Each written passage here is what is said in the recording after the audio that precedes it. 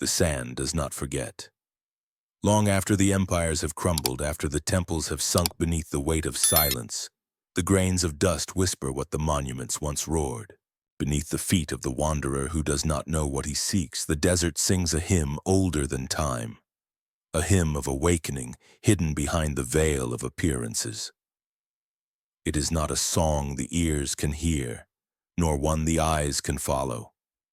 It is vibration, pulse, frequency. A resonance that calls not to the senses but to the soul, buried beneath layers of conditioned perception. In the age where screens have become mirrors and the self dissolves into curated reflections, the illusion grows more refined, more convincing. It is no longer the crudely painted backdrop of ancient deception. It is an intricate simulation, a lattice of symbols and suggestion, built to ensnare not just the body but the mind and spirit. We have mistaken shadow for form, motion for meaning, noise for signal. And now, as the pressure of inner knowing intensifies, the seams begin to crack. The illusion does not fall all at once. It frays at the edges. A moment of déjà vu, a dream that lingers like ash on the tongue, a synchronicity too precise to dismiss.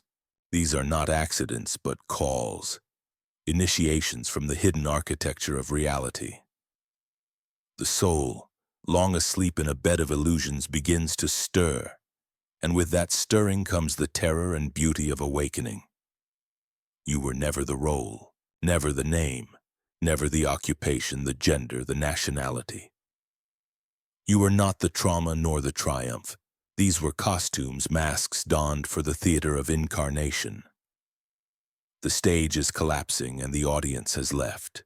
What remains is you, not the persona, but the presence. The witness behind the eyes, the silent observer behind thought. This is the first gate. It is here, at the crumbling threshold, that Hermes waits, not as a deity carved in stone, but as the archetype of the inner guide, the psychopomp, the messenger between worlds. His words are not teachings in the usual sense, but codes. Glyphs that awaken as much as they inform. He speaks in paradox because the truth cannot be spoken plainly without being distorted. As above, so below is not a statement of symmetry. It is a key, a tuning fork for aligning the fractal layers of reality. The illusion is not malicious. It is necessary, like the cocoon is necessary for the caterpillar. But once the wings begin to form, the shell must break. The lie of separation, the dream of material permanence, the belief in linear time. These are crutches for the unawakened, but you are no longer asleep. And so the dream begins to die. The Egyptians knew their temples were not built as places of worship in the way we understand worship.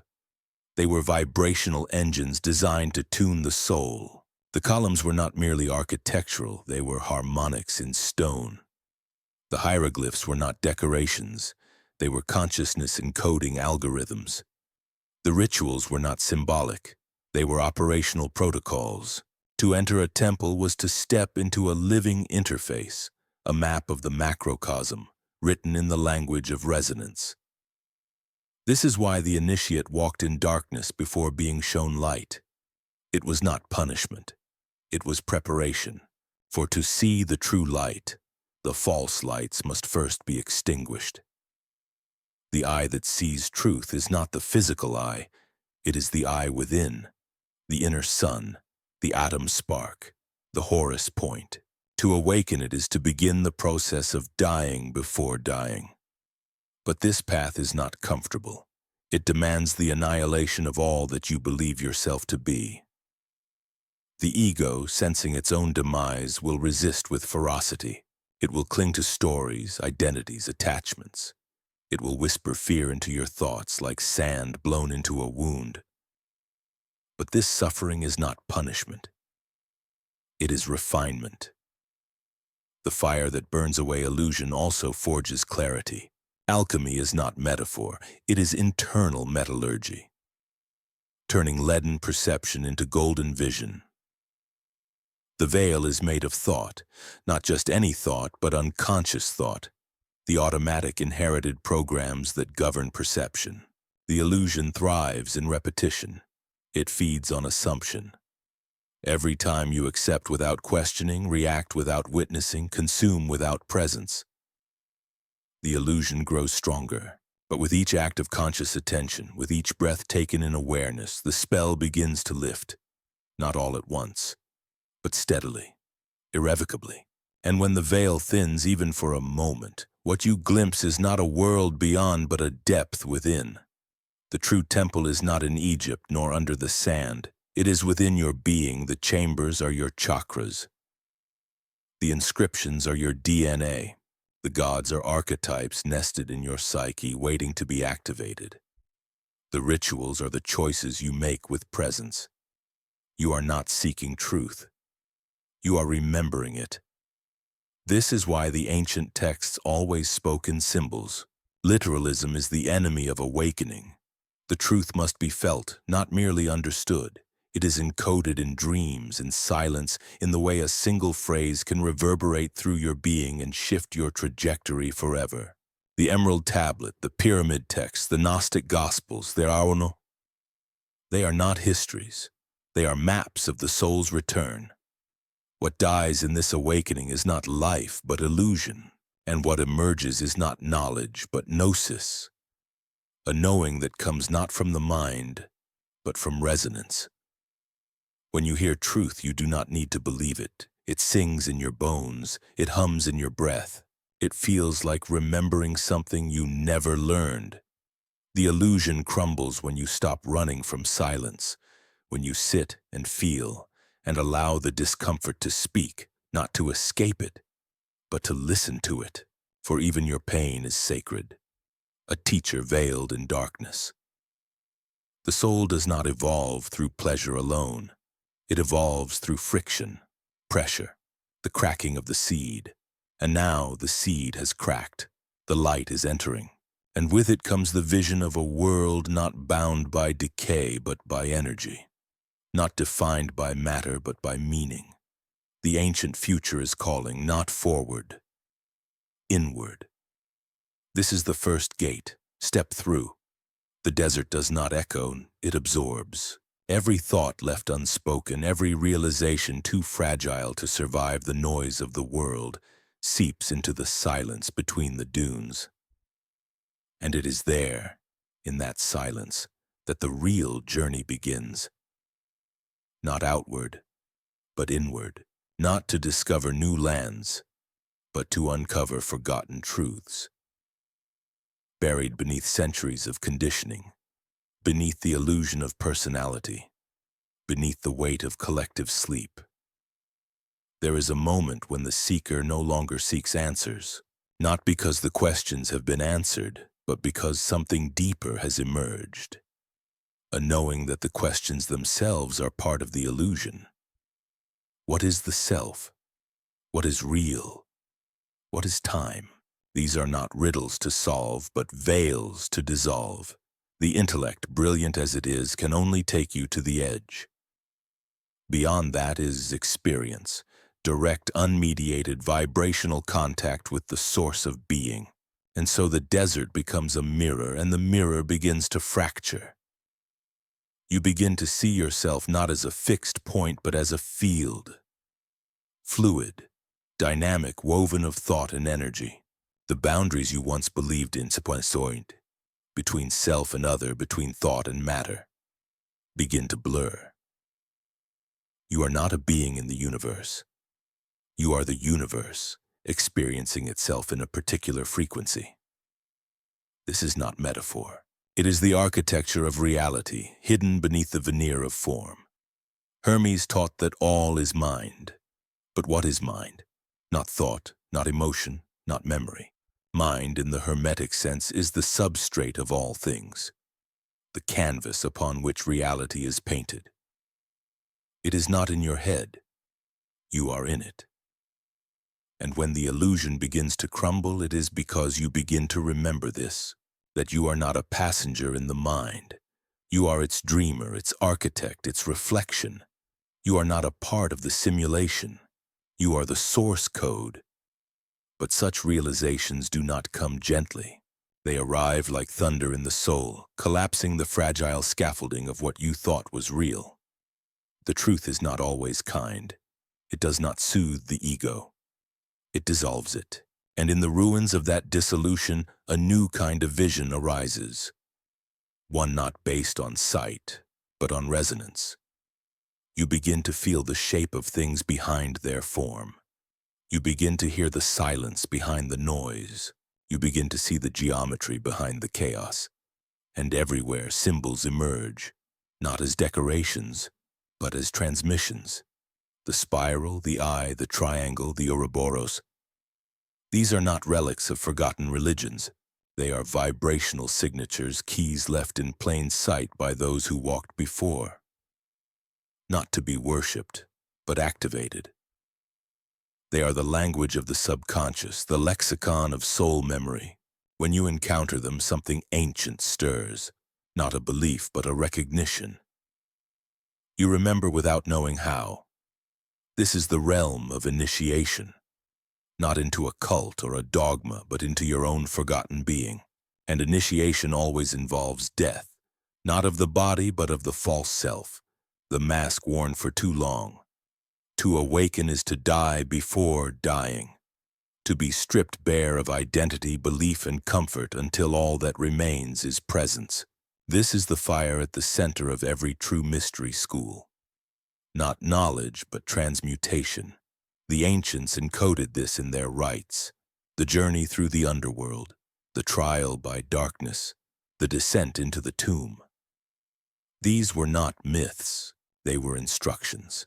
They understood that awakening cannot be taught. It must be triggered, shocked, initiated. For as long as you identify with the illusion, you are bound by it. Only when you lose everything can you begin to remember what cannot be lost. And so the initiate descends, not downward but inward, through the corridors of memory, through the chambers of trauma, through the tunnels of desire and fear. Each step deeper into the self reveals another layer of the illusion, another mask to be removed. And as the masks fall, the light grows brighter. Not external light, but the inner sun, the hidden spark that survives every darkness. This is why the world seems to fall apart for the one who begins to awaken. Not because something has gone wrong, but because something has finally gone right. The structures collapse because they were never real. The pain intensifies because it can no longer be avoided. The truth emerges because the lies can no longer contain you. This is not punishment. It is purification. You begin to see that the illusion was not just external. It lived within you, in your thoughts, your reactions, your assumptions. The matrix is not just a system. It is a mindset.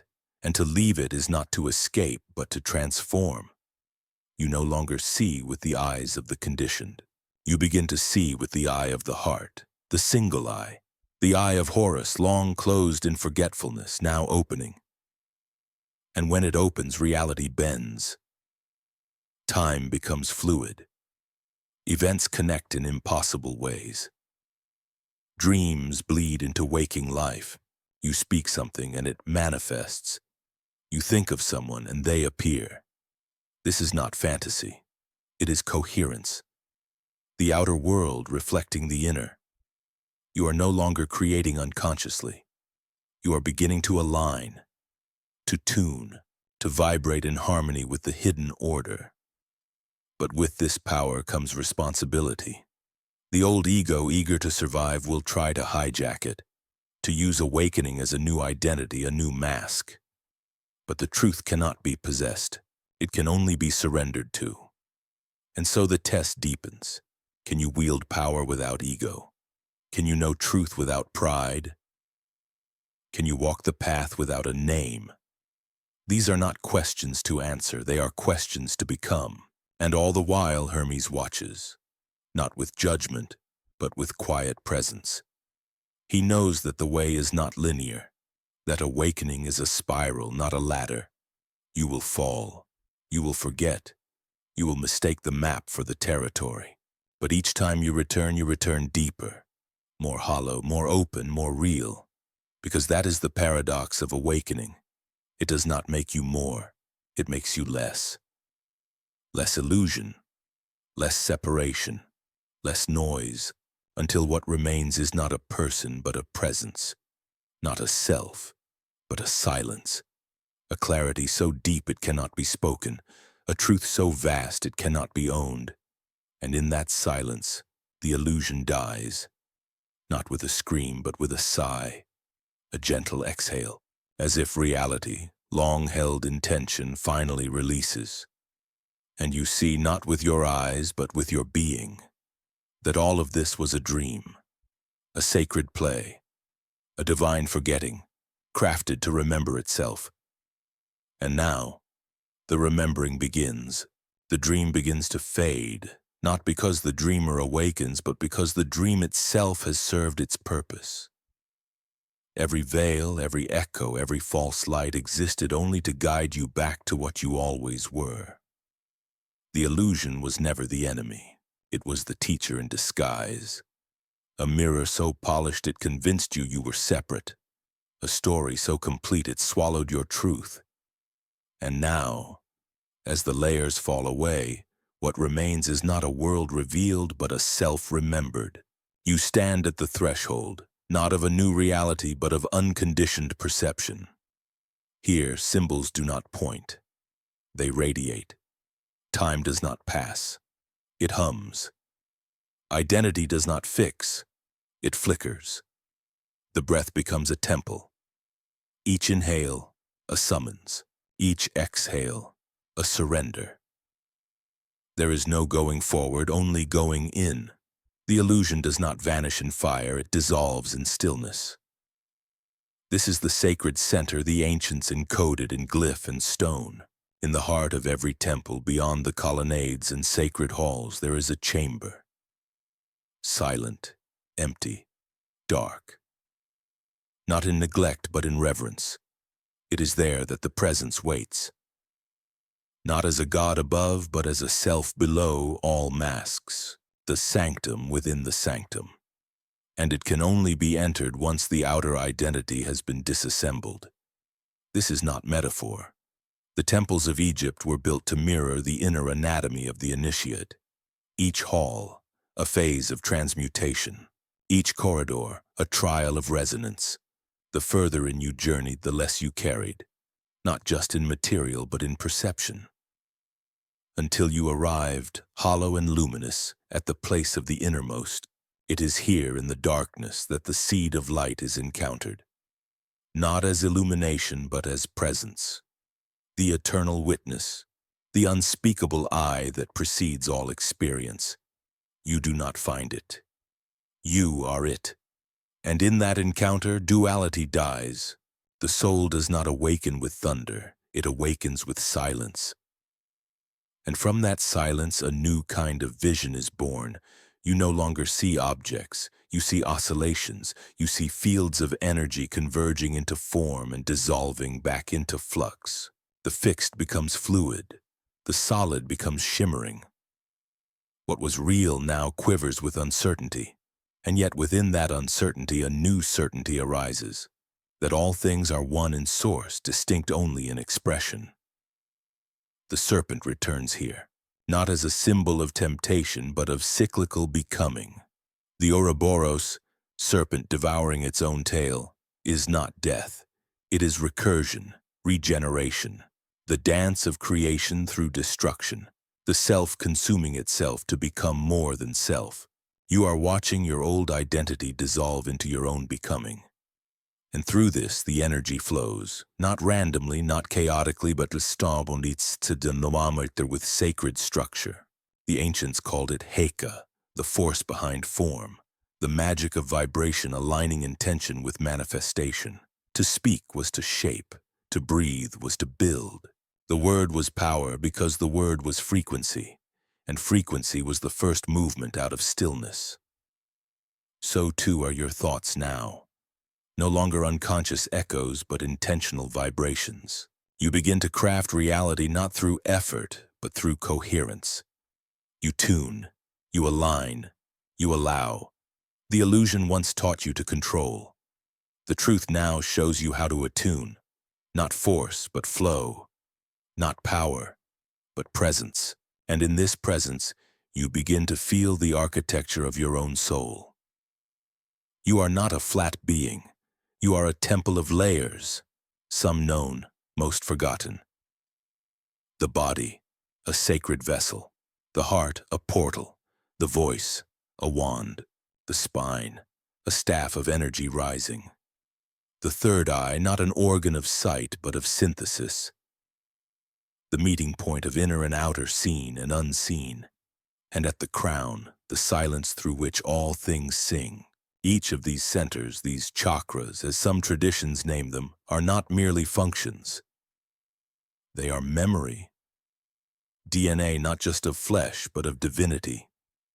Each spiral of energy contains a key, and each key unlocks a door to higher resonance. As these doors open, the world does not change. Your way of relating to it does. And that is everything. You begin to notice the sacred geometry in all things. The spiral of the shell, the hexagon of the hive, the fractal patterns in trees, blood vessels, lightning. Nothing is random. All is resonance. All is design. And this design is not imposed from above. It emerges from within. The structure of reality is not built like a machine, but grown like a song. And you are not separate from it. You are an instrument within it. And this is why the illusion was necessary. To forget the song, so that you could learn to hear again. To be deafened by the noise, so that silence could become sacred. To be lost, so that return could have meaning. Now you are returning, but not to a place, to a state, a frequency, a remembrance that you were never broken, never separate, never lesser. You were simply dreaming, and now the dream is lucid.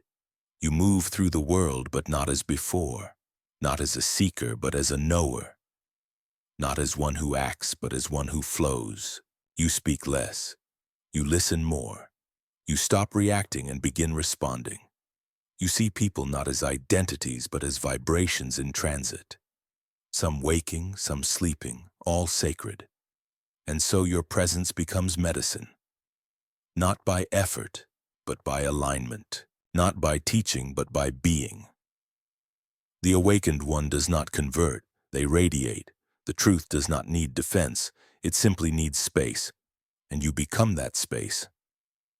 Still, the illusion will tempt you. It will offer comfort, distraction, applause. It will ask you to play small again, but now you see it. Now you feel the dissonance. And in that moment of feeling you remember, and in remembering you choose, again and again, to stay awake. And this choosing, repeated endlessly, is what becomes mastery.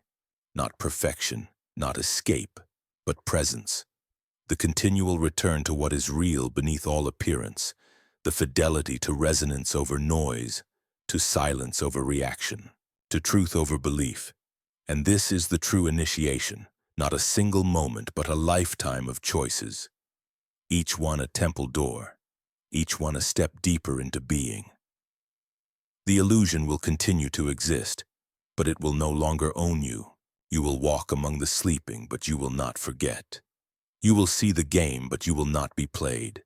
You will feel the vibration, and you will remember you are the tuning fork, you are the gate, you are the glyph. You are the light inside the silence. And the illusion has no power there. The fire does not burn to destroy, it burns to reveal. Deep within the chamber of the self, past the illusions of ego and form, past even the radiant thresholds of vibrational truth, there is a furnace, ancient, sacred, silent. It is not fueled by wood or coal. It is stoked by presence, by attention unbroken, by the gaze that does not flinch. This is the alchemical fire, and you are not the alchemist. You are the element being transmuted. The old self, with all its masks, enters this flame not to be punished, but to be purified.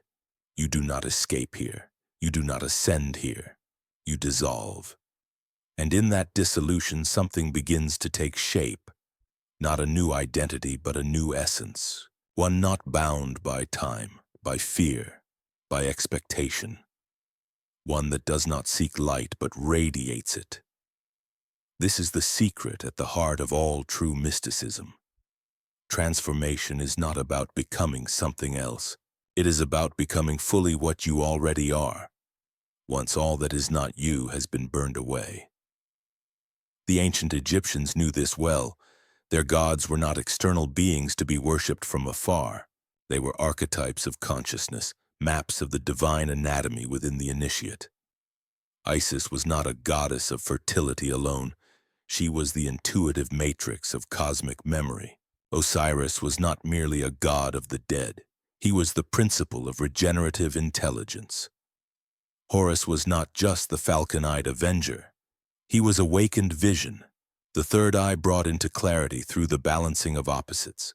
And Thoth, Jehuti, was the silent scribe of the soul, the keeper of vibration, the articulator of form into word and word into reality. Not a myth, but a symbol of the higher mind, the bridge between silence and sound, formlessness and manifestation. These beings live not in distant heavens, but in the recesses of your own energetic structure. To invoke them is not to summon something foreign, but to activate something dormant. They are frequencies, embodied truths, gateways. And you, once asleep to these truths, now awaken as their temple. The illusion crumbles entirely when you understand that God was never somewhere else, that the divine was never an external force to be appeased. The divine is the still point at the center of your being, the quiet burning core that watches all things and judges none. The I am that existed before any name, any story, any form. This is what was hidden, not to punish but to protect, for truth is dangerous to those who are not ready to be undone by it. You are ready now, not because you are perfect, not because you are wise, but because the longing has become unbearable, the thirst too great to ignore. The soul, once content with shadows, now yearns only for what is real, and that yearning becomes the passage. In the mystery schools, there was always a final trial. The initiate would be placed in a tomb, alone in darkness, in silence. Not for hours, for days. No words, no mirrors, no way to know who you are, where you are, whether you will emerge. It was not torture. It was resurrection. In that silence, stripped of all stimulation, the ego screamed. And when the screaming ceased, the voice behind the voice was heard. That voice is in you still. It has always been there. You hear it now between thoughts. In the pause before breath, in the space between moments. It does not speak in language. It speaks in knowing, in clarity, in a resonance that leaves no doubt, though no words have been exchanged. This is the Logos, the living word. Not as doctrine, but as vibration, the soundless sound, the utterance that created all things and continues to create through your very awareness.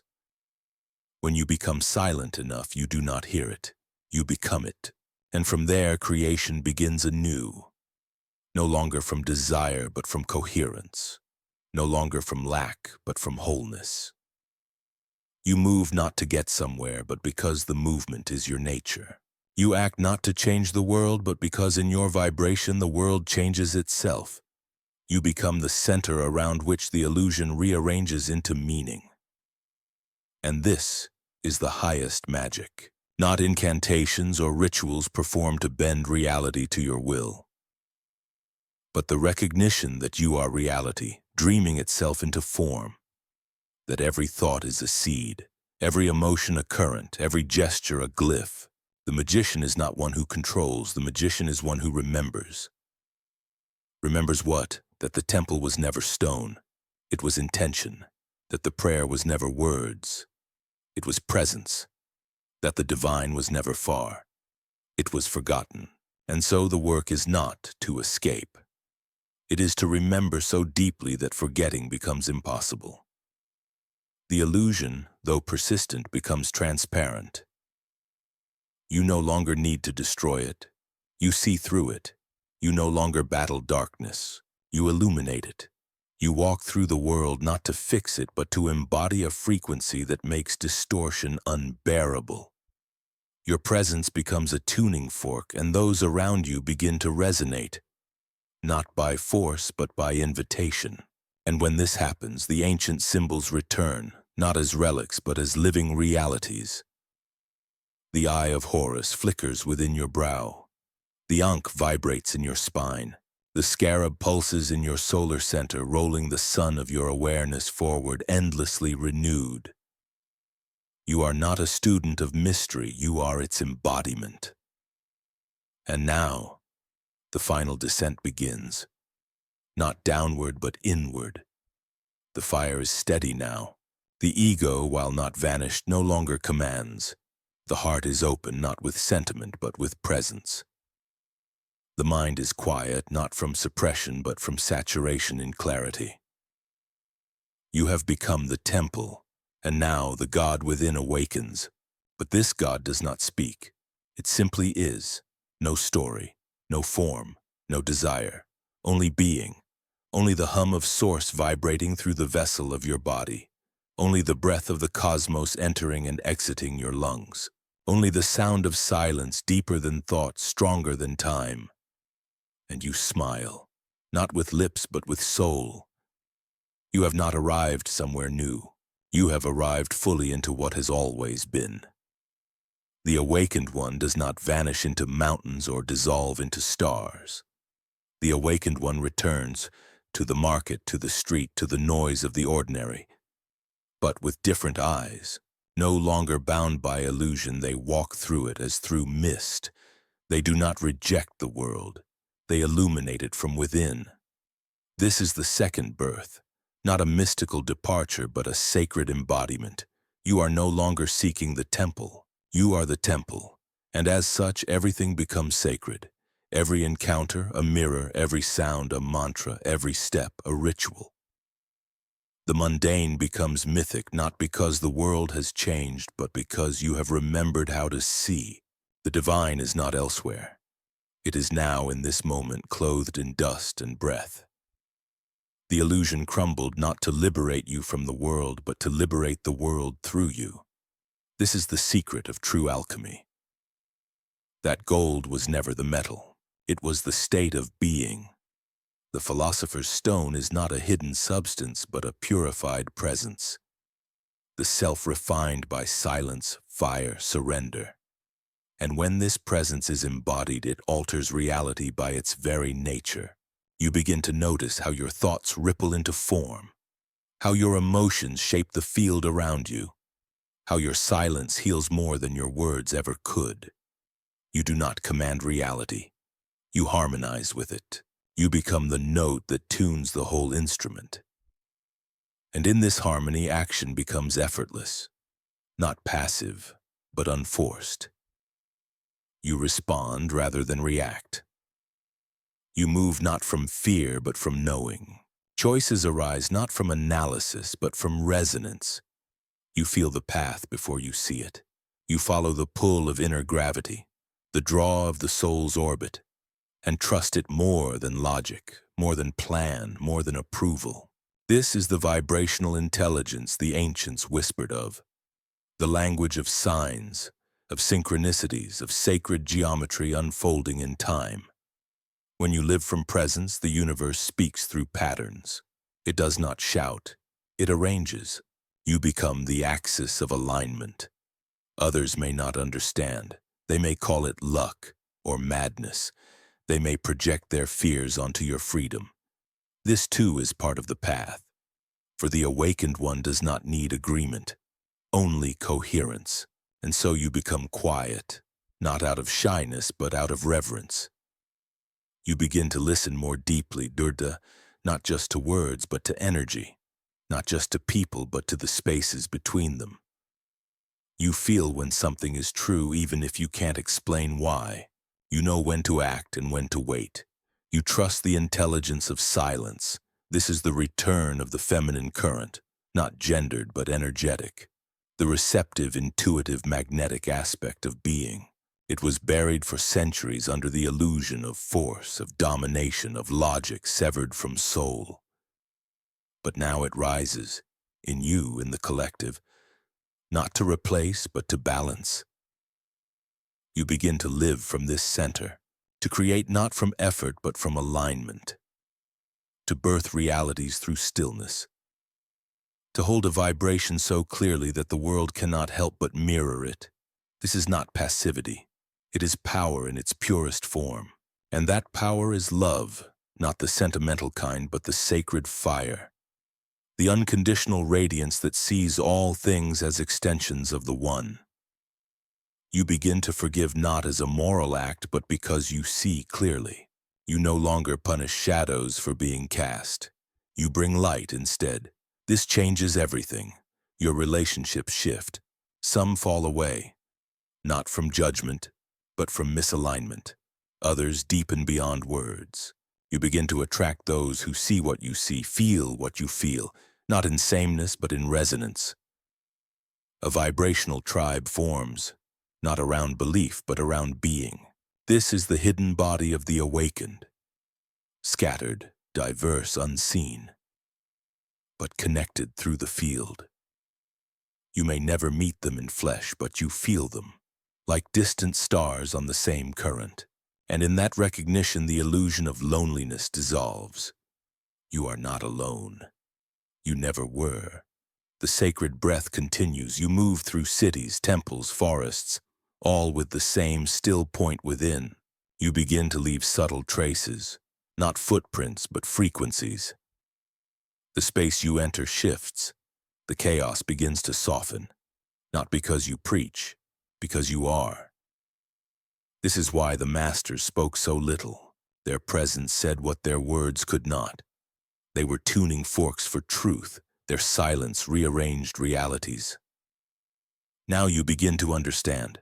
The purpose was never to escape the world, but to sanctify it, to walk through the illusion, knowing it is illusion, and still love it. To touch the sorrow, the beauty, the madness, and still remain anchored. To bless it not from above, but from within. This is the middle path, neither denial nor indulgence, neither ascetic nor hedonist. The path of the one who sees through the game but still plays with grace, who walks among the sleeping not to awaken them but to remind them, silently, that they are dreaming. You are becoming transparent, not invisible but ungraspable. No longer defined by roles, by projections. You move like wind through form, light through prism, fire through ash. And yet you remain deeply human. You laugh, you cry, you feel the sting of pain, the ache of longing, but these no longer define you. They move through you like waves through ocean. Momentary, sacred, released. There is no need to hold, no need to prove, no need to become. You are. This is the final alchemy, not transcendence, but embodiment. To hold the infinite in the finite, to carry the silence into sound, to speak from the void without leaving it, to walk as vibration in a world of form. You are not here to teach. You are here to be. And that being is the teaching. There is no end. Only return. The awakened one comes not to conclude, but to circulate, a spiral, not a line. The journey was never about escape. It was always about remembrance. And now, as all forms dissolve into vibration, all knowledge into silence, all identity into presence, you begin again, but not as before. The illusion, once a prison, now becomes a canvas. The same streets, the same faces, the same rising sun. And yet nothing is the same, for now you see. Not with the eyes of the body, but with the gaze behind the gaze. The world has not changed, you have. And that changes everything. This is the final mystery. That there is no separation between illusion and truth. The two are not opposites. They are layers, expressions, mirrors. The illusion was the scaffolding for the sacred, the skin that held the seed. And now the seed has broken, the tree has risen, the silence has spoken. You move through the world not as someone who knows, but as someone who remembers. Gnosis does not speak loudly, it hums, like a quiet tone beneath all experience. You hear it now in wind, in breath, in music, in sorrow. Everything vibrates, and you listen not with ears but with being. You no longer search for signs. You are the sign. Your presence becomes the glyph, your walk, the ritual, your choices, the sacred geometry unfolding through time. There is no need to act holy. The holiness is in the authenticity of your presence.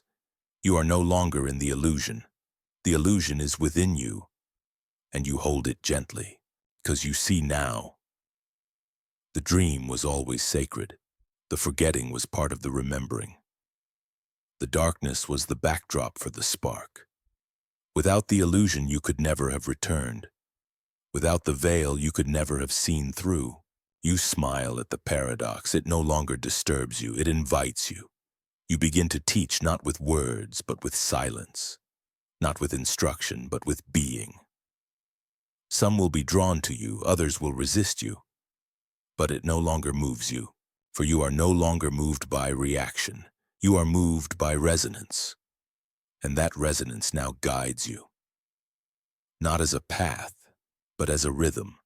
Your life becomes music. Each moment a note, each breath a pulse, each gesture a chord vibrating in the field of becoming. This is not poetic, this is physics. The world is vibration, you are vibration. All that remains is coherence, and in coherence there is peace. Not the peace of stillness, but the peace of full motion, fully known. The peace of being exactly where you are, because you are no longer divided. There is no longer an inner and an outer, a seeker and a sought. There is only this, and this is enough. You watch the world unravel, wars, illusions, noise. And you do not turn away. You remain. Not in apathy, but in grounded clarity. You are here to hold the pattern, not to fix the form. You are here to radiate the possible, not argue with the broken. You are here to walk with the silence that makes the noise remember its origin. You are not special. You are not chosen. You are simply empty enough to be full. And in that fullness, the divine flows. You create not with effort, but with intention.